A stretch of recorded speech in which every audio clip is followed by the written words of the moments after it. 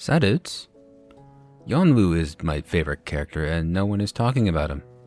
Even in the beta, almost no one did any testing. The lack of interest is probably because most tier lists put him at the bottom. I truly believe tier lists in this game are pretty useless. They are always measured off of unrealistic situations like a perfect rotation with max uptime. But this game is mostly based off reactive gameplay, matching the tempo of the boss rather than your own. So some disclaimers before we start. This is an early build done during the first week of the game. My progression is currently time gated and he isn't anywhere close to max. Only half of his echoes are leveled, so his damage numbers will be a bit low, but this is just a gear issue. I also don't have his last Forte passive and this changes some rotations. The rotations I will show are what I personally find to be ideal. This can change with further testing. And a lot of this is just feels crafting. So contrary to popular belief, Yuanwu is not Wu's fischl. He does do off-field damage, but that is insignificant. His true identity is that of a sub-dps with a short burst rotation, high break damage, and a little bit of off-field support. He also scales off of defense instead of attack. So getting right into it, his main selling point is his skill, which summons a pillar. While in this pillar's area, your attacks will follow up with a smaller bit of electro damage. This skill has a 12-second duration but a 3-second cooldown, and it also scales off defense with a bit of damage when it's summoned. This makes it worthwhile to weave in during your basic attacks. Do note that the follow-up effect is based off where you are currently standing, not where the enemy is. The damage is minor, but the main point is to fill Yuanwu's Forte bar. He gains Forte while the pillar is active, and more for every follow-up attack. Once his Forte is full, he can hold skill to explode his pillar and enhance his basic attacks for 10 seconds. This enhanced state makes his basic attacks scale off defense, and attack faster with more break damage.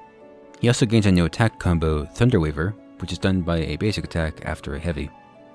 It's important to note that his basic attacks do not scale with defense outside of this enhanced state, and he doesn't gain any Forte while in the state. His intro and outro skills only do increase toughness damage, but don't grant any party buffs. His ultimate is the best feeling ultimate in the game. These hit lags go hard, but in reality all it does is explode the pillar and do damage in a line. He also gives the team 10 seconds of interruption immunity. His rotation is mostly based around exploding his pillar. Doing so adds a bit of extra burst damage to the rotation. With the short pillar cooldown, we can weave it in seamlessly. For basic rotations, this changes based on if he has his last Forte passive. So without it, you start out by doing skill into echo and then swap. This is just to get the pillar out and get his Forte building. Once you have either Forte or alt up, you can swap in, skill, hold skill to explode the pillar, spam basic to fill time, skill again, alt to explode the pillar, basic spam to fill time, skill again, echo, and then swap out. Unbuffed basics do not scale off defense and don't do that much damage, so you want to avoid using basics outside of the enhanced state. The basics are very fast and I prefer just mashing, but if you want to play optimally, you should probably try to weave in a heavy attack to get the Thunder Weaver. His rotation can also be split if you say only have Forte or only have alt, but they're not in line. If you just had Forte, swap in, skill, hold skill, basics to fill time, skill again, echo and swap. If you just had alt, skill alt basics, skill again, echo to swap. Yuanwu's last Forte passive that I do not have would simplify these rotations. If his Forte is not full, he will now always drop a pillar on his swap. This lets us drop the last skill usage and also the basic attack spam that stalled for time. This saves about 3 seconds per rotation. I have marked all the abilities in red that can be dropped from the rotation. He is very flexible in what you can have done. He can stay on field in DPS in his enhanced state, or he can play as a quick swap burst. His build is also flexible. Electro set is the best for personal DPS, but the overload echo can't be swapped cancelled, which requires more field time. Personally, I prefer the energy set. The 4-cost overload can be swap cancelled, and this provides a damage buff to the character you swap to. And the energy 5 set also provides an attack buff to the swapped character. This flows really well into his quick swap rotation. For main stats, the usual 4-3-3-1-1, but instead of attack percent, you want defense percent. Crit on the overload, electro damage on the 3 costs, and defense on the 1 cost. For subs, you want crit, defense, and ER. His ER requirements are flexible. There's not an exact number, but the more ER you have, the more times you can swap in for a quick ult burst. His damage is split pretty evenly between basics, skill, and ult, so any of the subset damages are less important. For weapons, pick a defense percent gauntlet.